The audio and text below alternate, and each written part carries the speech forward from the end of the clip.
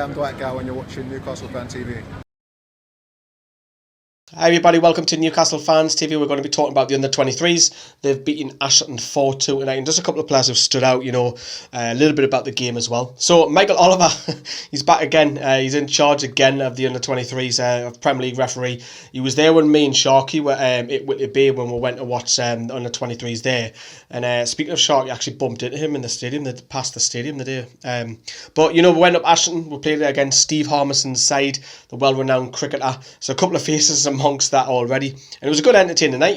Now Peter Beardsley rested a lot of the big name under 23 players, because obviously we went down to Whitby, we played a couple of games, we beat Celtic and we beat AZ quite easily, and we won the Challenge Cup down there, and we came back up just a couple of days later up at Ashington. Beardsley's changed his side around. This is what he went with. It was Paul Wilson in goal, and then it was Spoon at right back, Aziakono and Bailey with the two centre backs, Kitchen was at the left, Heaney and Sangare were in the middle, and then he had Juanito, one of our new signings, Matty Longstaff, who was Sean's brother, Wilson on the left, and McNall up top.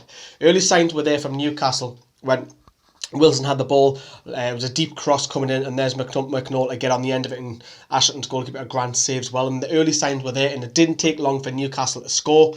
Mackenzie Heaney on the corner floated in, and there's Owen Bailey quite easily powers home. Newcastle 1-0 up Ashington all over the place, and it was pretty dominant from there on in. The 26th minute, Mackenzie Heaney runs it in the box, and then he plays a low ball in, and there's Adam Wilson a tap home, and it was 2-0 after 26, game over practically. And then Newcastle had a few other chances after that. You like some Mo Sangare, Mackenzie Heaney, and McNall all had chances, and McNall's running in behind was causing a lot of problems for Ashington. They didn't know how to cope with him.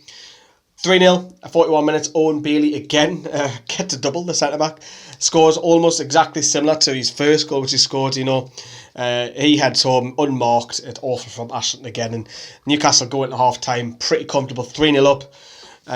It was a triple substitution by Beardsley made. We've seen the likes of Kellen Watts come on, Nathan Harker, Liam Smith, remember him? He came on as well, and later I was seeing Tyreek Bartlett and Lewis Cass as well. Sorry.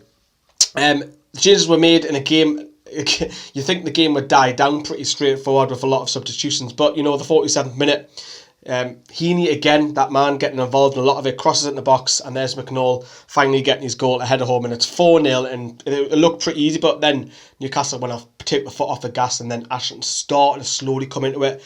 They scored a great goal from McAndrew, and later Stevenson curls one after running in from behind, and it ended 4-2, yeah, but Newcastle were absolutely fantastic. The first probably 50 minutes died off, take the foot off the gas, like I said, and it was more about match fitness. But it's good to see these under-23 lads, because these lads are trying to get into beef.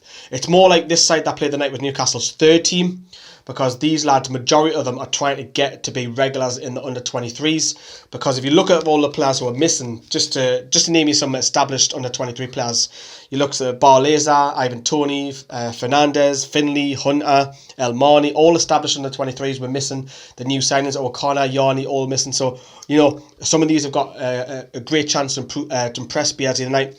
And I have to say, Mackenzie Heaney, it looks like he's carrying a bit of baggage on him, but he was fantastic, creating several chances, got a few assists. Newcastle scoring from set pieces, with set pieces and crosses. All of Newcastle's goals tonight came from crosses and set pieces, something that Rafa is strongly worked on in the first team, and it's filtering down. We play the same formation, 4-2-3-1, so it's a very similar formation that we play in the first side as well. So it just goes all the way down the levels, And McNall ran really well. Mo Sangara, box-to-box midfielder. He was getting his foot in, breaking play up, getting forward.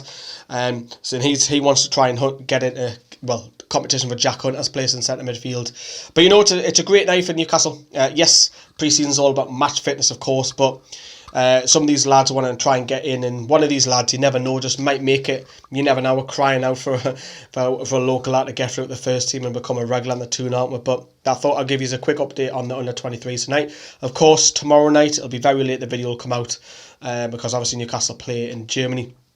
There'll be a full review later on in the daft hours. You know what the videos are like, they take forever to make. But thanks very much for watching, and we'll see you later. Bye bye.